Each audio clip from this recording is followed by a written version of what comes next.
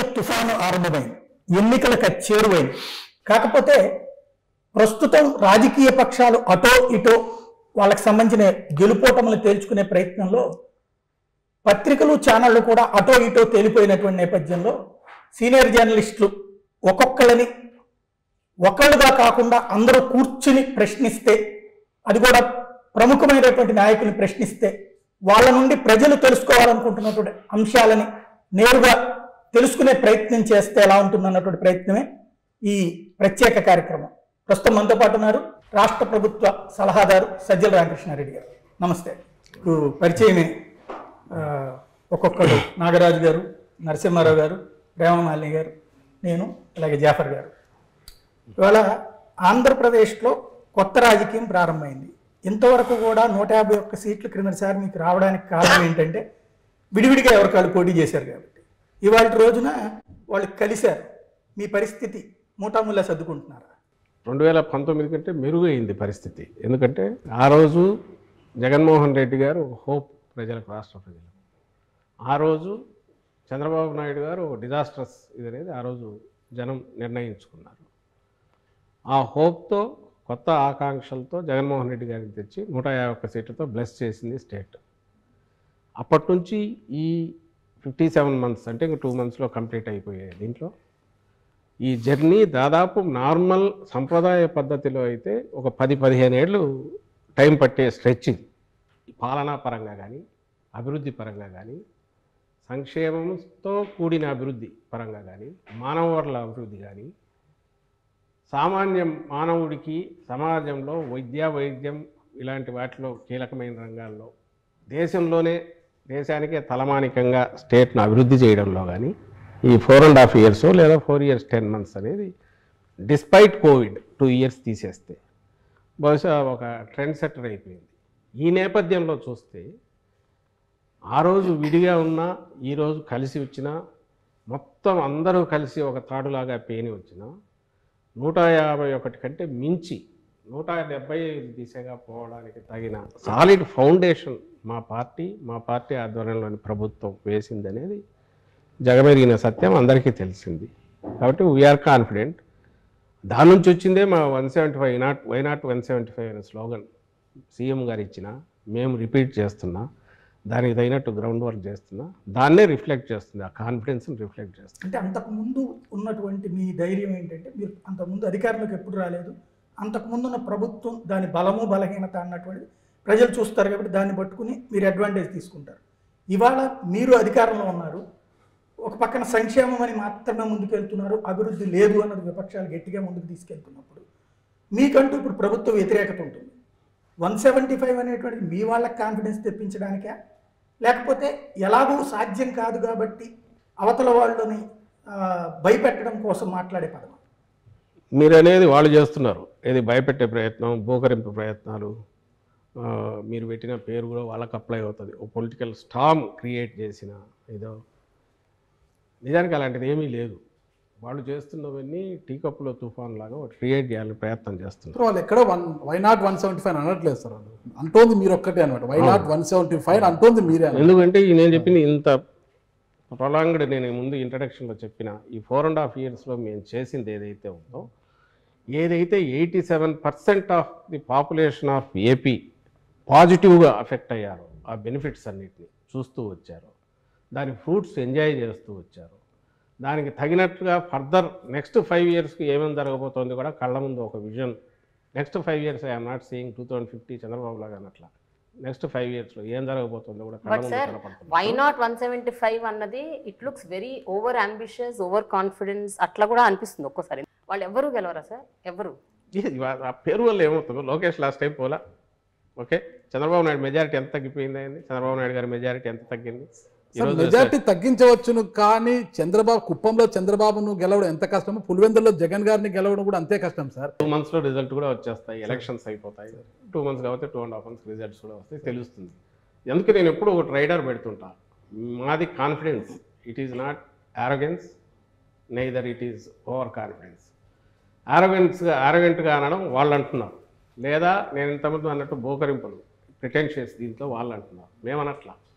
మా దానికి solid example. మీరు అంటున్నారు కుప్పం పులివెందుల తేడా అంటున్నారు, దాన్ని నేను పోలుస్తా. పులివెందులు అనేది అది long standing, it has been continuously nurtured. Not only ఏదో రిసోర్సెస్ సీఎంగా ఉన్నప్పుడే కాదు, లేకముందు కూడా రాజశేఖర రెడ్డి గారు తన అపోజిషన్లో ఉన్నప్పుడే తన 60 acres వాల్యుబుల్ ల్యాండ్ ఆ రోజే కాలేజీతో సహా లయలోకి ఇచ్చేశారు. ఎడ్యుకేషన్ అనేది బాగా రావాలి నా కాన్స్టిట్యున్సీ ప్రజలకని అప్పట్లోనే ప్రాజెక్టుల కోసం తీసుకొచ్చేసి చేశారు అపోజిషన్లో ఉన్నప్పుడు. ఆయన ఉన్నది 5 years, ఈయన ఉన్నది 5 years.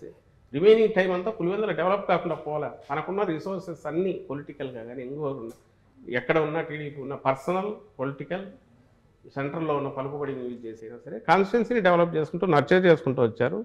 అది కంటిన్యూ అవుతుంది ఈ రోజు కూడా. కుప్పం మేము వచ్చి చేస్తున్నాము. పులివెందులకు నీళ్ళు ఇచ్చింది నేనే అనేది చంద్రబాబు నాయుడు గారు చెప్తున్నారు. సరే ఇప్పుడు మేము నీళ్ళు ఇస్తున్నాం మీరు చెప్తున్నారు అభివృద్ధి అనేది. ఆఖరికి గండికోట నింపింది ఎవరు? R&R ప్యాకేజ్ పూర్తి 1000 కోట్లు 1200 కోట్లు ఎవరు పే చేశారు? పే చేసి 17 TMCలు ఫస్ట్ టైం నింపింది ఎవరు? ఆఖరికి ఎంత పెడుతున్నాము, రిజల్ట్ ఎవరు ఇచ్చామనేది, అవన్నీ గ్రౌండ్ వర్క్ అంతా రాజశేఖర రెడ్డి గారు చేశారు. ఈయన చిన్న చిన్నవి పై మెరుగుతుంది కొన్ని స్టార్ట్ చేసిండొచ్చు. అక్కడ ఆఖరికి వచ్చేసరికి మొన్న ఫైనల్గా ఎక్కువ పెట్టాల్సి వచ్చింది, జగన్మోహన్ రెడ్డి గారు పెట్టారు. ఈరోజు రిజర్వాయర్లు ఫుల్ నిండినాయంటే అటువైపు రాయలసీమలో ఎక్కడైనా సరే. ఆ రోజు ఇప్పుడు ఎగతాళిగా మాట్లాడే మొన్న రేవంత్ రెడ్డి కూడా మాట్లాడింది, అక్కడ సీఎం మాట్లాడిన దాంట్లో అక్కడ అగ్రెసివ్గా జగన్మోహన్ రెడ్డి దోచుకుపోతున్నాడు అనే దాంట్లో రాయలసీమ వైపు నుంచి పాజిటివ్గా ఉంది. మీరు గమనిస్తే ఎవరు చేశారు ఆ రోజు 44,000 క్యూసెక్కులకు ఆయన చేస్తే 11,000 క్యూసెక్కులు పోతిరెడ్డిపాడు. ఈయన దాన్ని 2 పైగా పెంచి కాలువలు వెడల్పు చేసి, ఎందుకంటే వరద టైంలో మాత్రమే మనం పట్టుకోగలం నీళ్లు కాబట్టి వరద టైంలో వీలైనన్ని వాటర్ తీసుకుపోయే ప్రయత్నం చేస్తున్నారు. మీరు సాధించాము అంటే సాధిద్దాము అనుకోవడము లేదా కాన్ఫిడెన్స్ ఒక ఎత్తు. ఇప్పుడు ఉన్నటువంటి అనుమానం ఏంటంటే 175 గెలవాలి అంటే ఎదుటి వాళ్ళకి అంటే నేను ఈవీఎం మేనేజ్మెంట్ అని చెప్పను కానీ లేదంటే బెదిరింపులో వాళ్ళని చేయనివ్వనటువంటి తరహా వ్యవహారాలు ఏమైనా జరగబోతున్నాయి ఆంధ్ర? ఇప్పుడు ఫస్ట్ ఇవన్నీ నేను డినై చేస్తున్నాను ఏది మీరైతే అన్న దాంట్లో. కానీ ఏ కాన్ఫిడెన్స్ ఎక్కడి నుంచి వస్తుందంటే నేను ఇంతకుముందు అన్నదే. ఈ రాష్ట్రంలో ఉన్న వాళ్ళందరిలో నేను ఇంతకుముందు అన్నట్టు 87% of population directly they are enjoying, అన్ని రకాల ఫ్రూట్స్ ఎంజాయ్ చేస్తున్నారు. వాళ్ళ బతుకులు మారిపోయినాయి, పాజిటివ్గా టర్న్ అయినాయి, వాళ్ళ పర్చేజింగ్ కెపాసిటీ పెరిగింది. వీటన్నిటి వల్ల వచ్చిన కాన్ఫిడెన్స్. అలాగే లోకల్ బాడీస్లో మా పార్టీ పుట్టక ముందే 2014 ముందు అన్నింటిలో మేము ఫైట్ చేసాము. ఎవరు ఫైట్ చేయొద్దన్నారు? చంద్రబాబు నాయుడు గారిని ఫైట్ చేసి ఎందుకు నిలబడలేకపోయారు? జగన్మోహన్ రెడ్డి గారి కుటుంబ సభ్యులు కూడా జగన్మోహన్ రెడ్డి గారు ఓడిపోతారని చెప్తున్నారు. కుటుంబ సభ్యులు అప్పట్లో వివేకానందరెడ్డి గారు బయటకు పోయినప్పుడు ఆ రోజు కుటుంబ సభ్యులు బయటకు వెళ్ళింది. ఈరోజు షర్మిలమ్మ బయటకు వెళ్తే ఆమె కుటుంబ సభ్యురాలుగానే బయటకు వెళ్ళారు. వెళ్ళిన తర్వాత రాజకీయంగా ఒక లైన్ తీసుకున్నాక ఈరోజు అందులోనే ఒక పార్టీ, ఒక కాంగ్రెస్ పార్టీ నాయకురాలుగా ఇక్కడికి వచ్చారు. లైన్ తీసుకున్న పర్పస్ ఇక్కడ ప్రజలకు అన్యాయం జరుగుతుంది, ప్రజల కోసం నిలబడతా అనేది కదా. అవి అట్లయితే చంద్రబాబు చెప్పేవని నిజాలు కావాలా? మనం పులివెందులు చెప్పేవని నిజాలు కావాలా? మనం మాట్లాడిందే నిజమైతే అట్లాంటప్పుడు చంద్రబాబు నాయుడు మించిన వాళ్ళు ఎవరు ఉంటారు? మనం మాటలే నిజం అనుకుంటే, మనం ఎంత గట్టిగా మాట్లాడితే అది నిజం అవుతుంది అనుకుంటే, చంద్రబాబు నాయుడు నుంచి గట్టిగా అరవగలిగిన వాళ్ళు ఎవరు? ఆ గొంతును 10,000 రెట్లు పెంచి వినిపించగలిగిన ఆ మీడియాని తట్టుకునే శక్తి పదే వాళ్ళు పంప్ చేస్తుంది ఏంటంటే సొంత చెల్లిని కాపాడలేకపోయారు, సొంత చెల్లిని కన్విన్స్ చేయలేకపోయారు, సొంత చెల్లి ఆయన డెవలప్మెంట్ చేస్తుంది అని బిలీవ్ చేయట్లేదు. రాష్ట్ర ప్రజలు ఎందుకు బిలీవ్ చేయాలి, ఎలా బిలీవ్ చేయాలి? అది ఎవరు అడగాల్సింది? మీరు అడిగితే బాగానే ఉంటుంది. చంద్రబాబు నాయుడు అది అడగాల్సిన అవసరం లేదు. ఆయన స్ట్రైట్ ఒకటే 14-19 మధ్య ఇది చేశానని చెప్పచ్చు. ఈరోజు మళ్ళీ మేము వస్తే ఇది చేస్తామని చెప్పచ్చు. లేదా 14-19 మధ్య నేను ఇది చేసినది ఈయన తీసేశాడు, నేను వచ్చి ఇంతకంటే చేస్తానని చెప్పచ్చు. ఆయన అట్లా ఆయన చూపించాల్సింది ఎక్కడ ఆయన ఫెయిల్యూర్ కనపడుతుందంటే, ఆయన ఇదిగో మీ చెల్లెలకు చేయలే, స్టేట్కి ఏం చేస్తామంటున్నాడు. అది మీరు అడిగితే బాగుంటుంది, ఒక కామన్ మ్యాన్ అడిగితే బాగుంటుంది, సమాధానం ఇస్తాం. ఆయన పొలిటీషియన్, అందులోనూ 14 ఏళ్ళు సీఎంగా ఉన్న వ్యక్తి, ఓ పార్టీ అధ్యక్షుడు. 95లో ఏ రీతిలో అయినా సరే వాళ్ళ మామని దించి ఇంకో పద్ధతిలో వచ్చి అప్పటి నుంచి కబ్జా చేసిన పార్టీ కావచ్చు, ఏదైనా కావచ్చు, తనే అధ్యక్షుడిగా కొనసాగుతున్నారు. ఆయనకు చెప్పడానికి ఏం లేదా? ఆయన ఈ మాట అనవేంది? ఇంట్లో వాళ్ళు ఇంకోటి రకరకాల కారణాల వల్ల ఒక్కొక్క లైన్. నేను చంద్రబాబు నాయుడు గారు అన్నది చెప్పట్లా, షర్మిల గారు క్లెయిమ్ చేస్తున్నారు. అవును, ఆమె అన్నది మాటలు రిపీట్ చేస్తుంది. చిలక పలుకుల్లాగా చంద్రబాబు నాయుడు గారు స్క్రిప్ట్ రాయిస్తే అది మాట్లాడుతున్నారు. కుటుంబ సభ్యుల నుంచే ఆయనకి ఇబ్బందికర పరిస్థితులు తలెత్తుతున్నాయి కదా. ఒక పద్మవ్యూహంలో ఉన్నట్టుంది ఈ రోజు జగన్మోహన్ రెడ్డి. ఇవన్నీ చిన్న దూదిపింజల్లాగా అట్లా క్రియేట్ చేసిన మేఘాలు లాంటివి అవి పక్కకు పాసింగ్ క్లోడ్స్ వస్తున్నాయి పోతున్నాయి. క్లియర్ చేసిన వాళ్ళు వాళ్ళ దీంట్లోనే మీరు టోన్ చూడండి. ఈరోజు మాట్లాడట్లేదు. ఎప్పుడు ఏది కావాలనో దానికి ఆర్కెస్ట్రాలో తీసినట్టు అది తీస్తున్నారు, దడదడ కొడుతున్నారు. మేము చేసింది చెప్పుకునే పరిస్థితి లేకుండా డిఫెన్స్లో రిప్లై ఇచ్చే పరిస్థితి క్రియేట్ చేయాలని వాళ్ళు చేస్తున్న దాంట్లో మీరు కూడా అవే తీసుకొచ్చేసి మమ్మల్ని అంటే అడుగుతున్నారు. ఇక్కడ సార్ ఒకటి సార్ సాయి గారు సార్ ఇది కాస్త ఓపెన్ గా మాట్లాడుకున్నాం సార్. ఇది రా అన్ఫిల్టర్డ్ దీని పేరు నేను క్లోజ్ గా సమాధానం ఇస్తున్నాను. అంటే ఏ ప్రశ్న కూడా అడగడానికి ఆ స్వేచ్ఛ మీరు తప్పకుండా. ఇచ్చారు చెప్పచ్చు కాబట్టి కొంచెం ఓపెన్ గా మాట్లాడుకున్నాం సార్. 151 మంది ఎమ్మెల్యేలు గెలిచారు సార్.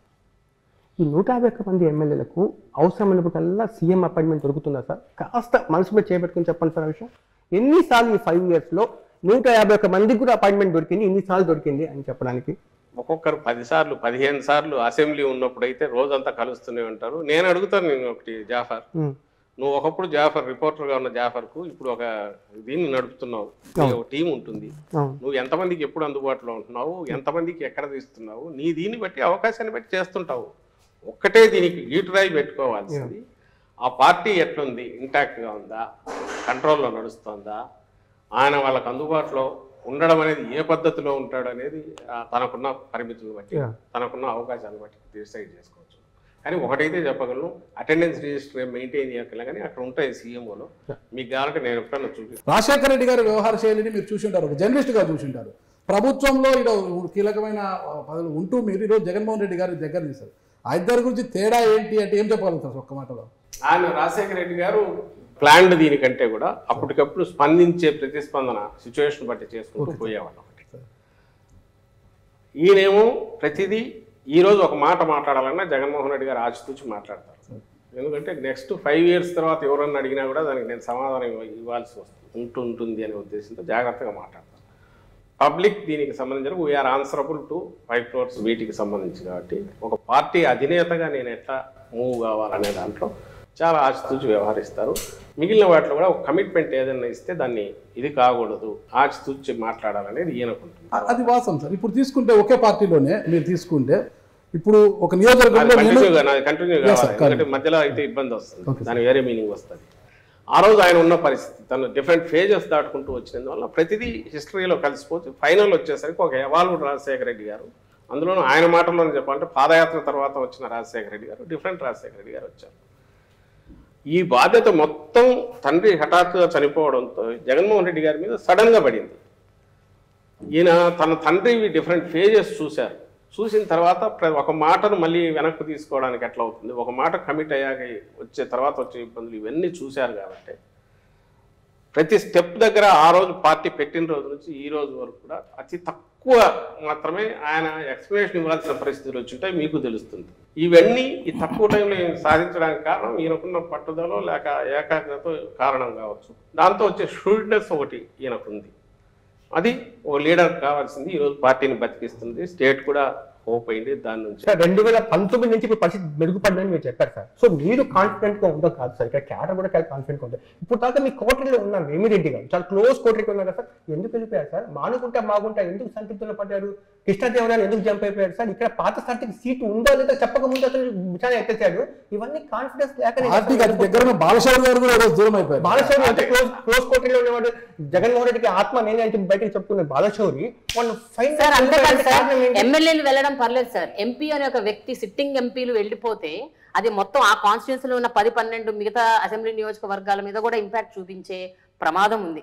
ఇలా 4 ఎంపీలు దాదాపు 4 సిట్టింగ్ ఎంపీస్ హ్యావ్ జస్ట్ మీరనేది అంత ఎనీ పొలిటికల్ పార్టీ అది నాది కావచ్చు ఇంకోటి కావచ్చు స్టాటిక్ గా ఉంటుంది అని అనుకుంటే అది ఒక ప్రమేయం అవుతుంది. ఉండాలని కోరుకోవడం కూడా కరెక్ట్ కాదు. ఒకటి ఫస్ట్ పాయింట్. బట్ ఇది పెద్ద జోల్ట్ కాదా సార్? ఏం కాదు, వాళ్ళకు జోల్ట్ అవుతుంది. ఎవరైతే దీన్ని ఇదే అయ్యారో జోల్ట్ వాళ్ళకు జోల్ట్ అవుతుంది. పార్టీ అనేది స్థిరంగా ఉంది. పార్టీ ఈ ఓటు ఈ రోజు ఉండే ఇప్పుడున్న పరిస్థితిలో ఈ పార్టీకి చూసేది ప్రతి ఒక్కరు జగన్మోహన్ రెడ్డి గారిని చూస్తున్నారు, ఆయన విధానాలు చూస్తున్నారు. వైఎస్ఆర్సీపీ అంటే none other than Jaganmohan Reddy garu చూస్తున్నారు. ఆయన సెలెక్ట్ చేసి ఆయన ఎంపిక చేసే ప్రక్రియలో పూర్తి డెమోక్రటిక్గా అక్కడ ఏరియా అవసరాలను పొలిటికల్ వీటిని దృష్టిలో పెట్టుకొని చేస్తున్న క్యాండిడేట్స్ ఉన్నారో వాళ్ళు గెలుస్తారు. ఎవరైతే ఈ జర్నీలో కొత్తగా వచ్చేవాళ్ళు కావచ్చు, ఉన్న వాళ్ళను ఎవరైనా మేము మార్చాల్సినప్పుడు వాళ్ళు హర్ట్ అయ్యి కొంత డెసిషన్స్ తీసుకోవచ్చు. అల్టిమేట్గా ఈ రెండు any political party cannot be A static one. ఉంటే అది స్టాగ్నేట్ అయిపోతుంది. వచ్చేవాళ్ళు వాళ్ళు స్వచ్ఛందంగా వచ్చేవాళ్ళు వాళ్ళు వస్తుంటారు, హర్ట్ అయిన వాళ్ళు ఇంకో ప్రయత్నం చేస్తుంటారు, ఇంకొక లేదా అట్లాగే ఉండి లీడర్ మీద హోప్తో ఉండేవాళ్ళు ఉంటారు. అల్టిమేట్ డిసైడ్ చేయాల్సింది, డెసిషన్ తీసుకునేది, దాని ఫేట్ డిసైడ్ చేసేది కింద పబ్లిక్ ఎవరైతే ఉన్నారో వాళ్ళు. మాకు పాజిటివ్గా డిసైడ్ చేస్తున్నారు కాబట్టి మేము ఈ స్థితిలో ఉన్నాము. అలాంటి పరిస్థితి లేదు కాబట్టి ఓ మూక మందలాగా వచ్చి జనసేన వాళ్ళు అట్లా పక్కకి వెళ్ళిపోవడమో, లేదా ఓ సత్రంలో 2 రోజులు ఉండిపోయినట్టు, షెల్టర్ కోసం ఉండిపోయినట్టు టీడీపీ వాళ్ళు బీజేపీలో ఉండి రేపు మళ్ళీ ఇక్కడికి రావచ్చు, అవి జరుగుతున్నాయి. అలాగే ఇప్పుడు వాళ్ళు టికెట్లు చేస్తున్నప్పుడు అక్కడ కూడా ఇలాంటివి జరిగే అవకాశం ఉంటుంది. ఆల్రెడీ మా డోర్ నాక్ చేస్తున్నారు, ఫోన్లు వస్తున్నాయి, మేము వస్తామని. వాళ్ళని అందరినీ ఎక్కడ అకామిడేట్ చేయలేము కాబట్టి మేము కూడా పెద్దంత రిలక్టెంట్గా ఉన్నాం. మా కాన్ఫిడెన్స్ వచ్చేది వీటన్నిటి నుంచి. వీఆర్ నాట్ నీజర్ రియాక్షన్స్ మా దగ్గర ఉండవు. మీరు ప్రజా అవసరాలు సలహాదారు, ప్రభుత్వానికి ఒక సలహాదారు, ప్రజా అవసరాలు, పార్టీకి అయితే ప్రధాన కార్యదర్శి అనుకుంటారు. ఇప్పుడు ప్రభుత్వం తీసుకునే ప్రతి విధానపరమైన అంశాల్లో కావచ్చు, ప్రభుత్వ అంశాల్లో కావచ్చు, మీరు ఎక్కువ ఫోకస్ అవుతుంటారు, ప్రతిదీ మీరే అడ్రస్ చేస్తుంటారు అనమాట. అంతగా ఇంట్రెస్ట్ ఉంటే ఒక ఎమ్మెల్సీ తీసుకొని మంత్రి పదవి తీసుకొని కూర్చోవచ్చు కదా.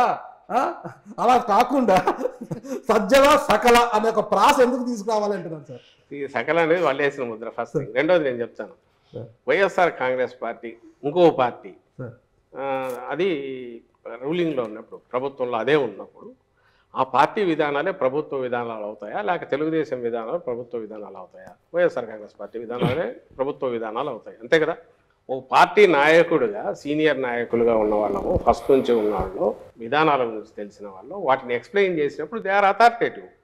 అది మేము కావచ్చు, ఒకవేళ ఈరోజు బొత్స సత్యనారాయణ గారు మినిస్టర్ కాకపోయినా ఆయన మాట్లాడినా, లేదా ధర్మాన ప్రసాదరావు గారు మినిస్టర్ కాకపోయినా ఆయన మాట్లాడినా, పెద్దిరెడ్డి గారు మినిస్టర్ కాకపోయినా ఆయన మాట్లాడినా, ఎందుకు వస్తుందంటే వాళ్ళ లెవెల్ ఆఫ్ మెచ్యూరిటీ, లేదా పార్టీతో ఉన్న అసోసియేషను, పార్టీ విధానాల పట్ల స్పష్టత, ఎక్స్ప్రెస్ చేయగలిగిన వీటిని బట్టి వస్తే అవి దే గెట్ ఇంపార్టెన్స్. అవి ప్రభుత్వ పాలసీలు, మావి కాక వేరే పాలసీలు, టీడీపీ పాలసీలు. ప్రోటోకాల్ ప్రకారం ఐఎమ్ నోబడి. ప్రోటోకాల్ ప్రకారం ఎక్కడన్నా అఫీషియల్ ఫంక్షన్స్లో నేను ఎక్కడ ఉండని, నేను ఉండాలని ప్రయత్నం కూడా చేయను. నేను పార్టీ ప్రోగ్రాంలో ఉంటాను, పార్టీ విధానాలు, ప్రభుత్వ విధానాలు అయిన చోట మాట్లాడతాను. ఫస్ట్ మీరు గమనించాల్సింది ఏంటంటే 10 yearsలో ఒక పార్టీని స్ట్రాంగెస్ట్ పార్టీగా నిలబెట్టి, ప్రభుత్వం సీట్ల పరంగా ప్రజలు ఇచ్చిన బ్లెస్సింగ్ ఏదైతే 151, అది మామూలు బర్డన్, బరువు కాదు. అది పవర్ ఎంతనో బరువు కూడా అంతే. 101 సీట్లు గెలిపించారంటే ఎంటైర్ స్టేట్ అంత హోప్స్ పెట్టుకుందని, వీటిని డెలివర్ చేయడానికి ఆయన రౌండ్ ది క్లాక్ ఫోకస్ పెట్టి పని చేయకుండా అయితే అసాధ్యం. నేను ఇంతకుముందు అన్న స్కీములు కానీ, లేదా ఈ 4 ఏళ్లలో 2 ఏళ్ళు కోవిడ్ తీసేస్తే మిగిలిన తక్కువ టైంలో ఇంత ఫినామినల్ రిఫార్మ్స్ కానీ, చేంజెస్ కానీ, సిస్టమ్స్లో చేంజెస్ కానీ, కొత్త సిస్టమ్స్ ఇంట్రడక్షన్ కానీ చేయగలగడం అనేది, మీరు దాంతో పోల్చినప్పుడు దానికి ఆయన సఫర్ అవుతున్నది, ఎంత టైం లూజ్ అవుతున్నాడు. మామూలు దీంట్లో పార్టీని ఒక పక్కన నడుపుకుంటూ ఇది ఎట్లా చేయగలుగుతున్నాడు ఆలోచిస్తే అసలు ఇంత ఎట్లా చేసాడని మీకు ఆశ్రమిస్తే ఇది అసలు ఇష్యూ అనిపించదు. సార్ ఒక జర్నలిస్ట్ గా ఒక్క విషయంలో ఐ అడ్మిట్ సార్, అంటే I have seen what is happening in Andhra Pradesh, especially ఎడ్యుకేషన్లో, గవర్నమెంట్ స్కూల్స్లో జరుగుతున్న ఒక మార్పు, రిఫర్మేషన్, ట్రాన్స్ఫర్మేషన్. రెండోది హెల్త్ డిపార్ట్మెంట్లో ఉన్న ఫ్యామిలీ డాక్టర్ కల్చర్. మూడోది రైతుల కోసం రైతు భరోసా, వీటి వరకు, and also village volunteer system. I really appreciate the government, but at the same time ఇందాక మనం మాట్లాడుకున్నట్టు డెవలప్మెంట్ అన్న విషయానికి వస్తే మాత్రము, సో దీని గురించి మీరు ఏమంటారు సార్? అంటే చేసిన వాటి గురించి చెప్పుకుంటున్నారు, ఓకే, చేసినవి ఎన్నో వాటి గురించి చెప్పుకోవట్లేదా, లేకపోతే అసలు చెయ్యట్లేదా? What happen to development? ఇప్పుడు అందుకే నేనంటున్నది, మీరు జగన్మోహన్ రెడ్డి గారి పాలన వైపు చూడాలంటే ఒక ఫస్ట్ థింగ్, అక్కడ ఏం చేశారు, ఇక్కడ అలాంటి బిల్డింగ్ వచ్చిందా, అక్కడ అయిందా, ఇక్కడ ఇది వచ్చిందా అనేది చూడడం కాకుండా హోలిస్టిక్గా మొత్తంగా చూస్తే డెవలప్మెంట్ అనేది మనకు కనపడుతుంది. ఫస్ట్ నేను ఇంతకుముందు ఇంత ప్రొలాంగ్ మళ్ళీ చెప్తూ వస్తున్నాను, దాంట్లో పార్ట్గానే మళ్ళీ ఇప్పుడు ఎక్స్టెండ్ చేస్తున్నాను.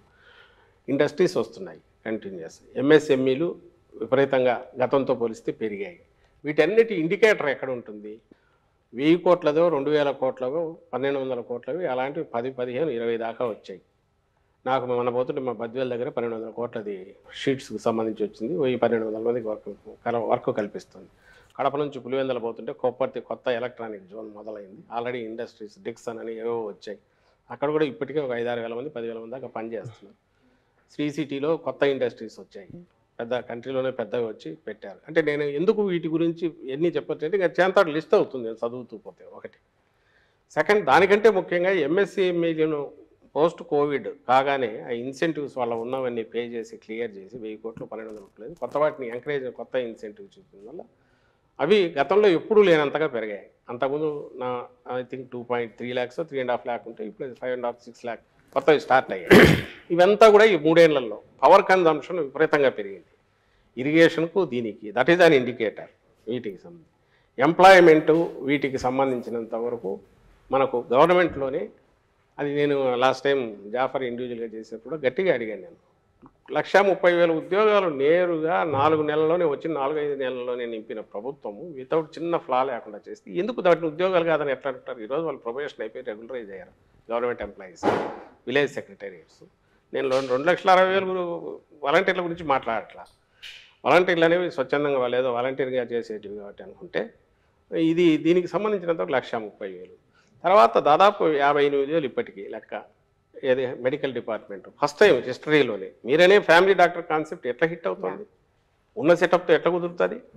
17,000 కోట్లు పెట్టి పిహెచ్సిలు సిహెచ్సిలు అన్నీ మోడర్నైజ్ చేయడం, ఏరియా హాస్పిటల్ అన్నీ కెపాసిటీస్ పెంచడం. ఇవి నేను మెడికల్ కాలేజ్ కలపట్ల దీంట్లో. మెడికల్ కాలేజ్ 8,000 కోట్లు మళ్ళీ వేరే బడ్జెట్. ఈ 17,000 కోట్లు పెట్టి ఇవన్నీ తయారైనందువల్ల విలేజ్ క్లినిక్స్ కానీ మిగిలినవి కానీ ఇన్ఫ్రాస్ట్రక్చర్ పరంగా కానీ లేటెస్ట్ టెక్నాలజీ కానీ డాక్టర్ల రిక్రూట్మెంట్, సపోర్టింగ్ స్టాఫ్ రిక్రూట్మెంట్ మొత్తం 56,000 నాకు తెలిసి ఫిగర్. మెడికల్ డిపార్ట్మెంట్కు ఒక ఇది వచ్చింది.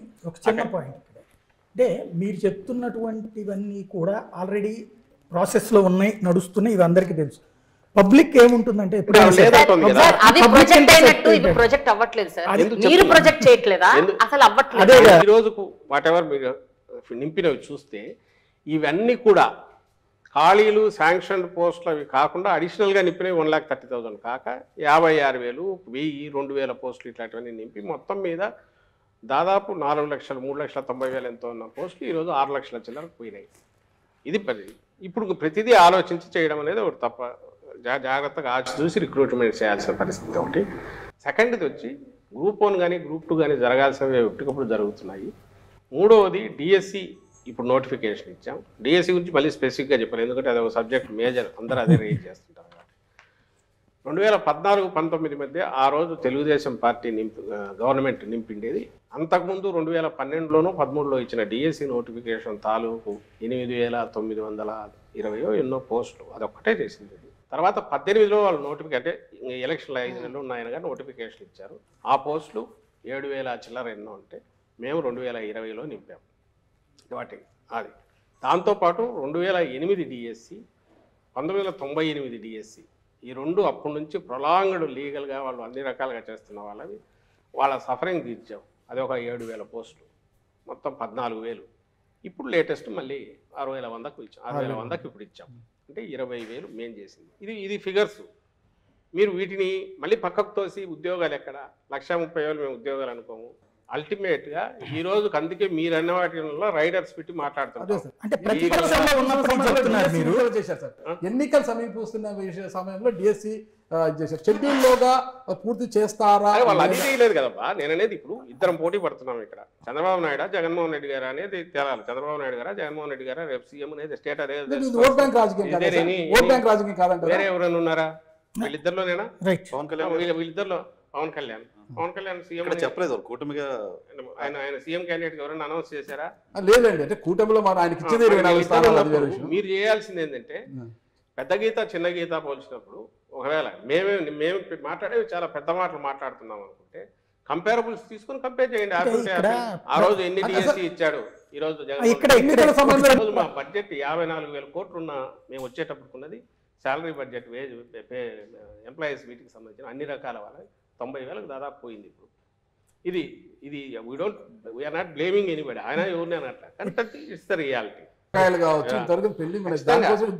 ఇన్ టైంలో పే చేయాల్సిన ఈ ఉద్యోగికి వాళ్ళకి ఫుడ్ దొరికేదే దాంతో వాళ్ళ పిల్లల చదువులకు అయ్యి దెబ్బతీస్తున్నారు. ఖచ్చితంగా అవే బకాయిలు ఎక్కడికి పోయేవి కాదు, ఇవ్వకుండా ఎగ్గొట్టేవి కాదు, తప్పించుకోలేము కూడా.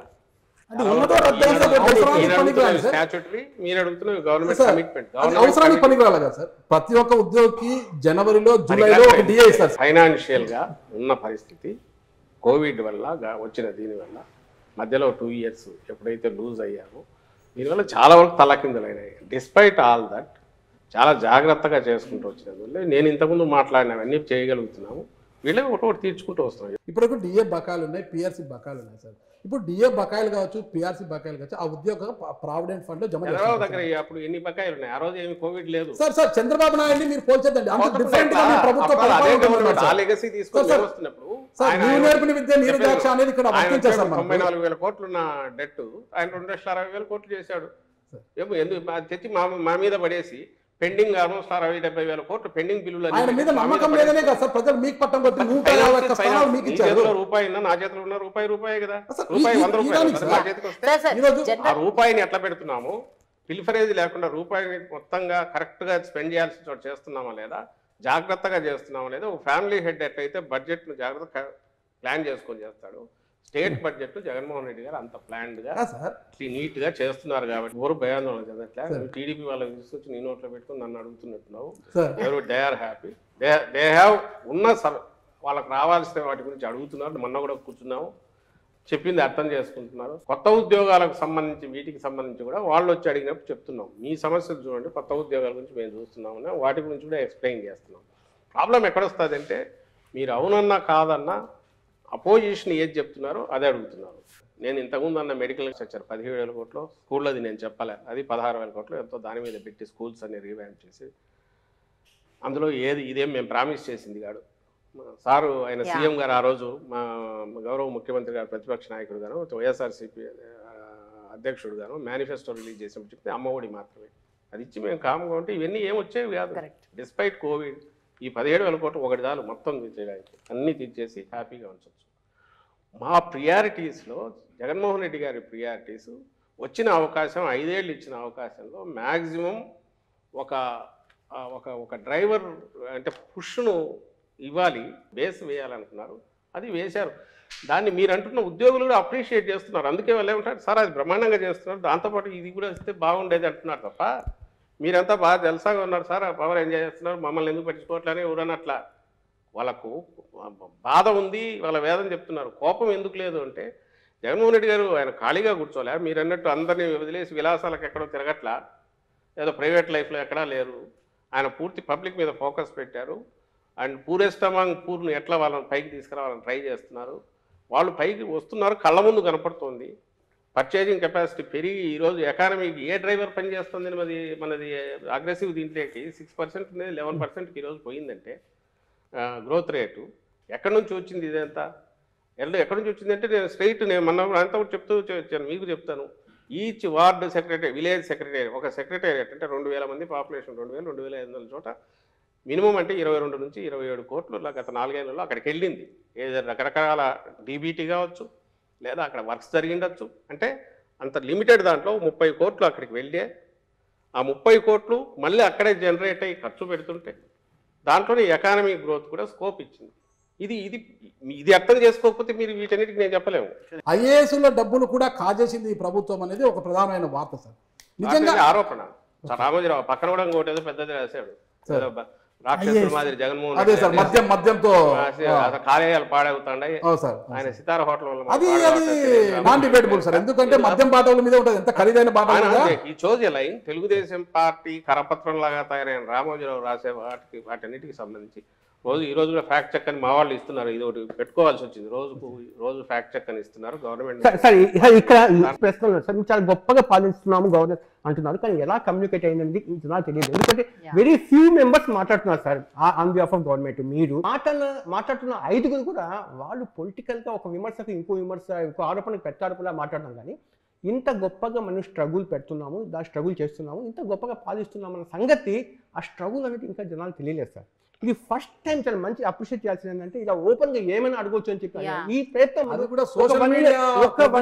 ఒక 1 year బ్యాక్ వచ్చి ఉంటే ఇంకా బాగుంటుంది యాక్చువల్గా. ఎందుకంటే ప్రభుత్వం ఇంత స్ట్రగుల్ పడుతుంది. ఇందాక మీరు మాట అన్నారు సార్, ఏంటంటే మనకు ఉండే లిమిటెడ్ సోర్స్లో దానికి నీడీ పీపుల్స్కి మనం ఖర్చు పెట్టుకుంటూ పోతున్నాం మనం అంతా, ఇంకా మిగతా చోట సెకండ్ ఫేజ్లో వాళ్ళు ఖర్చు పెడతాం అని చెప్పారు. చాలా గొప్ప మాట యాక్చువల్గా. కానీ అది మీరు చెప్పకపోవడం వల్ల ఇప్పటి వరకు ఏమనుకుందంటే ఇది కేవలము బటన్ నొక్కడానికి పరిమితం చేస్తాం, వచ్చిన బడ్జెట్ అంతా ఇది సర్ప్లస్ బడ్జెట్ ఉంది ఇక్కడ అని కూడా ఒక రకంగా అంటుంది. ప్లీజ్, ఇది చాలా ఇంపార్టెంట్ ప్రశ్న. ఇది ఫస్ట్ వచ్చి మిగిలిన నాయకుల గురించి కూడా వాళ్ళు ఎందుకు ఇది చెప్పలేదన్నారు, అది తప్పు. ఎందుకు చేయట్లేదు నేను ఇంతకుముందు అన్న ఆన్సర్ అది బ్రీఫ్గా చెప్తాను. చంద్రబాబు నాయుడు గారు ఆయన స్ట్రాటజిక్ కానీ మేము చేస్తున్న డెవలప్మెంట్ మీద మేము చెప్పాలనుకున్న విషయాలు చెప్పకుండా ఒక డస్ట్ దుమ్మెత్తిపోసి వాటికి మేము ఆన్సర్ ఇచ్చుకోవాల్సిన పరిస్థితి క్రియేట్ చేస్తున్నాడు. మీ క్వశ్చన్లో కూడా ఆ క్వశ్చన్లే ఆయన రైజ్ చేసే ఆరోపణలే ఎక్కువ వస్తుంటాయి. ఎందుకు వస్తాయంటే వాళ్ళ శక్తి ఆ మీడియా పుష్ కానివ్వండి, వాళ్ళు ప్రచారం చేయగలిగిన లక్షణం వాళ్ళకు మనం ఆల్రెడీ ఇప్పుడు ఎడ్యుకేషన్ లో ఏం జరిగింది, హెల్త్ లో ఏం జరిగింది అవి కూడా మేము అడిగాం కదా sir. Projection what is projected ఇంట్లో బలవంతంగా మధ్యలో ఎక్కడో నేను చెప్పాల్సి వస్తుంది. ఇంత టైం ఇచ్చారు కాబట్టి ఇదే 5 minutes లో అయితే ఏం కుదరదు, దానికే సరిపోతుంది, నేను చెప్పడానికే సరిపోతుంది. సో అదొక కారణం. సెకండ్ వచ్చి పోలవరం ఎప్పటికప్పుడు చెప్తున్నారు, మినిస్టర్ గారు చెప్తున్నారు, అంతకుముందు అనిల్ ఉన్నప్పుడు, ఇప్పుడు రాంబాబు ఉన్నప్పుడు ఎక్స్ప్లెయిన్ చేస్తున్నారు, అఫిషియల్స్ చెప్తున్నారు. కానీ మీకు తెలుసు చంద్రబాబు నాయుడు గారు 14లో వస్తే దాదాపు 17 వరకు ఆ ప్యాకేజీ కింద పోలవరం మీరు చేసుకోవచ్చు అన్నంత వరకు ఆయన దాన్ని మొట్ల ఒకటి. అప్పటి వరకు జరుగుతున్న వాటన్నిటిలోనూ అంతకుముందు కానీ ట్రాన్స్ఫర్ అయిన కంపెనీ ఈ మధ్య వాళ్లే చెప్పారు ఎట్లా అడ్డంగా దాన్ని అడ్డం పెట్టుకుని మింగేశాడు ఆయన అనేది. వీటన్నిటిలో ఫండ్స్ అన్ని డైవర్ట్ చేసుకుని ఎట్లా తీసుకుపోయాడు అనేది వాళ్ళే చెప్పారు. మేము ముందు నుంచి చెప్తున్నాం, అది పక్కకు వెళ్దాం. ఆయన చేసిన అమిత్ షా అన్నారు ఏటీఎం లాగా వాడుకున్నారు పోలవరాన్ని కూడా అని చెప్పి బీజేపీ వాళ్ళే అన్నారు అన్నమాట. టీడీపీ మీద 151 స్థానాలు ఇచ్చారు, చాలా బాధ్యత పెరిగింది మాకు అనేసి ఇప్పటివరకు అంటున్నారు సార్. అంటే అప్పుడు 150 స్థానాలు ఇవ్వడానికి కారణము చంద్రబాబు నాయుడు గారిని 5 ఏళ్ళు చూశారు కాబట్టి ఆయన మీద ఒక అసంపూర్తి కావచ్చు, వ్యతిరేకత కావచ్చు పూర్తి స్థాయిలో వచ్చింది. అప్పటి వరకు జగన్మోహన్ రెడ్డి గారు ప్రజల మధ్యలో ఉన్నారు. అంతకుముందు ఓదార్పు కావచ్చు, తర్వాత పాదయాత్రతో ప్రజల మనసులు దోచుకొని ప్రజల మధ్యలోనే ఉన్నారు కాబట్టి ఆ ప్రేమతో 151 స్థానాలు ఇచ్చారు ప్రజలు మీకు. ఆ 151 స్థానాలు ఇప్పుడు నిలబెట్టుకోవడానికి 170 పక్కన పెడదాం, ఉన్న 151 స్థానం నిలబెట్టుకోవడానికి ప్రధానంగా మీకు అనుకూలించే అంశాలు అన్ని రంగాల నుంచి ఏమున్నాయంటారు సార్? ఆ రోజు ప్రజల మధ్య ఉన్నారు, ఇప్పుడు ప్రజల హృదయాల్లో ఉన్నారు నేరుగా. ఎలా ఉన్నారు మొత్తంగా మీరనే వాటి వల్లే మొత్తం హోలిస్టిక్ అప్రోచ్ వల్ల ప్రతి పేద కుటుంబాన్ని వాళ్ళ జీవితాన్ని టచ్ చేశారు.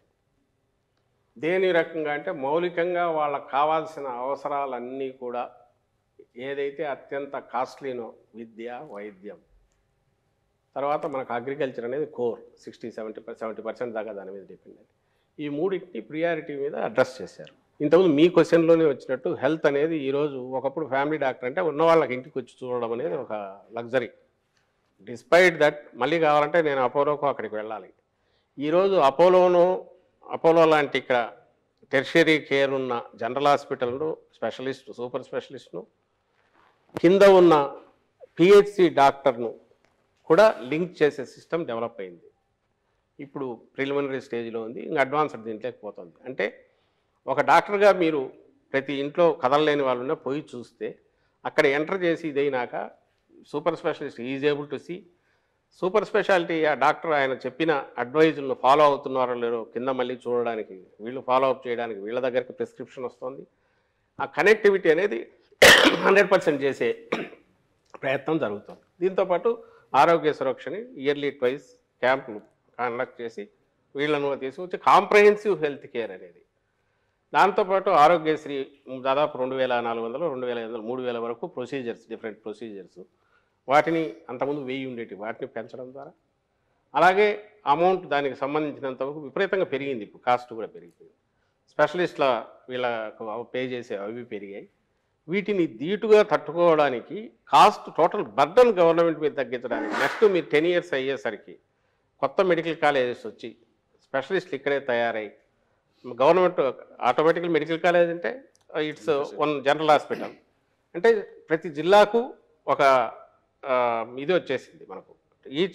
ఇప్పుడు పార్లమెంట్ జిల్లా అయినందువల్ల ఓ పార్లమెంట్ పరిధిలో ఒక జనరల్ హాస్పిటల్ వస్తుంది. General hospital is nothing but it's equal to అపోలోను ఇంకో దానికి సూపర్ స్పెషాలిటీస్ అంటే పిహెచ్సి నుంచి విలేజ్ క్లినిక్ దగ్గర నుంచి ఇక్కడి వరకు కనెక్షన్ ఇచ్చింది. First it's not just free medicine, it's not just free medicine, comprehensive state of the art ఈరోజు ఎక్కడ అందుబాటులో ఉన్నా అవి తెచ్చే ప్రయత్నం చేసి సక్సెస్ఫుల్గా ఇంప్లిమెంట్ అవుతుంది. రెండవది విద్య. నేను డీటెయిల్ దానికి పోనక్కర్లే, మీరే చూస్తున్నారు, మీ మాటల్లోనే మీరే అన్నారు ఎట్లా ఇది ఉంది. దీంతోపాటు ఇది చదివిన తర్వాత పైకి వెళ్ళాలంటే ఎట్లా, బయట స్టేట్కి వెళ్ళాలంటే ఎట్లా, దానికి అవసరమైన దానికోసం సిబిఎస్ఈని ఈరోజు ఐబీతో ఒప్పందమని ఇవన్నీ ఏవి చేయాల్సిన అవసరం లేదు. జగన్మోహన్ రెడ్డి గారు can get more free time, more he can concentrate, పబ్లిక్లో తిరుగుతూ ఉండొచ్చు, ఇంకోటి చేయొచ్చు. బట్ ఎండ్ వచ్చి ఇది చేసిన తర్వాత ఓ 10 ఏళ్ల తర్వాత ఈ పిల్లాడు చదువుకొని గ్రాడ్యుయేట్ అయిన తర్వాత ఎక్కడికి పోగలడు, ఏం చేయగలడు, మనమే ఫేస్ చేస్తున్నాం. ఈరోజు నేషనల్ దీనికి పోతే మనం కంప్లీట్ చేయాలంటే మదర్ టంగ్ దీనిలో మనం తెలుగులోనే మాట్లాడాలి, ఇబ్బంది పడుతున్నాం. ముందు ఆ షైనెస్ నుంచి బయటపడాలా, గ్లోబల్ సిటిజన్గా గ్రో కావాలా అనేదానికి ఫౌండేషన్ వేసారు. ఇవన్నీ నిజానికి అనవసరం. చాలామంది చెప్తుంటారు ఎందుకు ఇంత మీరు తపన పడుతున్నారు, మీరు ఇచ్చిన ప్రామిసుల్లో కొన్ని ఇప్పుడు చేస్తే సరిపోయేది కదా. కాదు, ఆ ఫౌండేషన్ వేస్తేనే ఏం చేస్తున్నాం అనేది తెలుస్తుంది. ఎందుకంటే మనకి ఇచ్చింది 5 years మరి ఇది తీర్పు ఇచ్చింది, అంతవరకే మనం ఇది చేయాలని చెప్పి చేశారు. వీటన్నిటి ఫాలో అప్ అనేది సంక్షేమ పథకాల ద్వారా సార్ ఇక్కడ షార్ప్ కడతాం సార్. ఇప్పుడు ఏదైతే జగన్మోహన్ రెడ్డి గారి మానస పత్రికలు ఉన్నాయో, ఆర్బీకేలు కావచ్చు, సచివాలయ భవనాలు కావచ్చు, విలేజ్ క్లినిక్లు కావచ్చు, ఇవన్నీ నిర్మించింది. భవనాలన్నీ నిర్మించడం వల్ల అక్కడ ప్రాపర్టీస్ కూడా పెరిగాయి సార్. మంచి ఒక ప్రాపర్టీని మీరు క్రియేట్ చేసినట్టు అయింది సార్. ఇక్కడ ఒక మెయిన్ పాయింట్ ఏంటంటే, మీరు పెట్టేది, తిట్టేది, కొట్టేది 3 లెక్కలోకి వస్తాయి. ఇప్పుడు మీరు పెట్టినవి చెప్పుకుంటున్నారు. పాయింట్ ఏంటంటే మిడిల్ క్లాస్ మీద ఈ బర్డెన్ పెరుగుతున్నటువంటిప్పుడు మిడిల్ క్లాస్ కంటూ మీ నుంచి అసలు ఏముంది? మంచి క్వశ్చన్ మీరు చేసింది. జగన్మోహన్ రెడ్డి గారు జస్ట్ పొలిటీషియన్ లాగానే ఉంటే సమస్య లేదు. ఎత్తులు పై ఎత్తులు వేసుకుంటా ఎలక్షన్ టైంకి అప్పటికప్పుడు ఆలోచించి ఎవరితో ఎట్లా కలిసి రావాలనుకుంటే అది అది అది అది అంత కష్టం కాదు. ఆయన రిఫార్మర్ లాగా వ్యవహరించడం వల్ల ఈరోజు మీరనేవి వస్తున్నాయి కొన్ని. అంటే ఎక్కడ బియాండ్ లిమిట్ పోకూడదు, ఉన్న దాంట్లోనే జాగ్రత్తగా ఆచితూచి చేస్తూ లాంగ్ టర్మ్ వేయాలి, షార్ట్ టర్మ్ ఇమీడియట్ రిజల్ట్ చూపించాలి అని ఇది టూ అంబిషియస్ ఈయన పెట్టుకున్నది. స్ప్రెడ్ చాలా పెద్దది. But at the same time మీకు పునాదులు ఎట్లా వేస్తున్నారో చెప్తున్నాను. ఈ డిసెంబర్ నుంచి మీకు సెకీ నుంచి ₹2.49 పవర్ వస్తుంది, ఏది ఫార్మ్ సెక్టర్కి సంబంధించి. దీని ఇంపాక్ట్ కనీసం ₹3-4 సేవ్ అవుతుంది పర్ యూనిట్ కాస్ట్. ఇన్నాళ్ళు ఫార్మర్స్కి ఇస్తున్నాం, ఫ్రీ పవర్ ఇస్తున్నాం సార్. రాజశేఖర రెడ్డి గారి కంటే అప్పుడే మొదలు పెట్టారు. తర్వాత వచ్చిన వాళ్ళు ఎవరు ఇంత బరువు ఎంతకాలం ఏ స్టేట్ అయినా భరించగలదని ఎవరు ఆలోచించలే. ఈయన దీనికి విరుగుడు ఏదన్నా ఉందని చెప్పి సోలార్ దీనికి వెళ్ళి సోలార్ దాని నుంచి టైఅప్ చేసి ఫార్మర్స్కి చేసి పెడుతున్నారు. దానివల్ల ఏమవుతుంది, ఫార్మర్కి ఇచ్చే వాటెవర్ పవర్ కాస్ట్ ఎప్పుడైతే తగ్గుతుందో దానికి క్రాస్ సబ్సిడీ ఇవ్వాల్సింది తగ్గుతుంది. దీని ఎఫెక్టు వచ్చే సంవత్సరానికి మీకు తేడా కనపడుతుంది. అంటే పాయింట్ ఏంటంటే, మీరు ఇది చూసిన హాస్పిటల్స్ చూసిన ఏదైతే స్టేట్ మీద సంక్షేమ పథకాల వల్ల పూరర్ సెక్షన్స్ అన్నీ మింగేస్తున్నారు డబ్బులన్నీ అని ఉన్న అపవాదు కానీ అపోహ కానీ ఎనీ గవర్నమెంట్ మీద ఉన్నదాన్ని తీసేసి వాళ్ళకు కావాల్సిన మనం ఈ సబ్సిడీ ఇస్తున్నారు అది తగ్గించే ప్రయత్నం లాంగ్ టర్మ్ వ్యూతో ఈయన చేస్తూ వస్తున్నారు. చేయకపోతే ఈ అవసరం రాదు. ఎడ్యుకేషన్, ఐటీ ఇప్పుడు అన్ని ఒకేసారి మాట్లాడుకోవడం వల్ల కొన్ని ప్రశ్నలు వచ్చి మధ్యలో ఇంటరప్షన్ చేయడానికి అవకాశం దొరకలేదు. ఇప్పుడు హెల్త్ గురించి కొన్ని రకాల ప్రశ్నలు సార్ అద్భుతంగా చేశారు సార్. చిన్న కాంప్లిమెంట్ కూడా ఇస్తున్నాను సార్, థ్యాంక్స్ అని చెప్పండి సార్, చాలా బాగుంది సార్.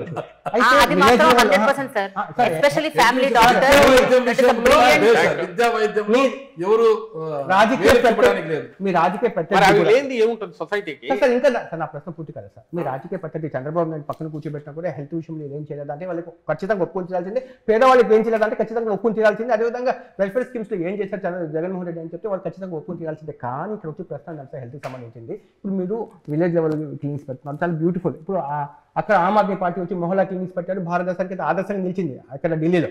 అదేవిధంగా మీరు విలేజ్ క్లినిక్స్ పెడుతున్నారు, చాలా బాగుంది. ఈ ప్రశ్న ఖచ్చితంగా జవాబు చెప్పాలి. కేంద్రం మీ మీద డైరెక్ట్గా ఇక్కడ వార్ చేస్తూ ఉంది. అంటే పీయూష్ గోయల్ లాంటి వాళ్ళు రైల్వే మినిస్టర్స్ కూడా చెప్తున్నారు, మేము ఆంధ్రప్రదేశ్లో పెట్టుబడి పెట్టడానికి మేము ఆంధ్రప్రదేశ్లో ప్రాజెక్ట్స్ ఇవ్వడానికి మేము రెడీగా ఉన్నాము.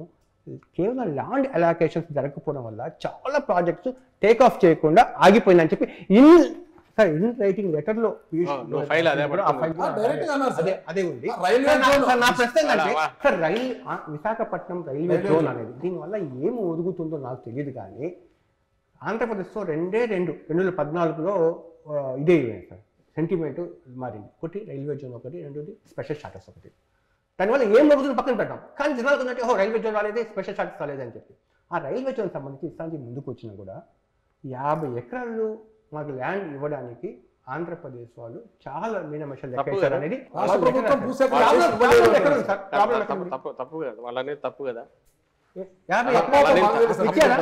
తప్పు అనేది మేము ఆ తర్వాత మీకు డినైల్ ఇచ్చాము, ల్యాండ్ అలొకేట్ చేసి చాలా రోజులు అయింది.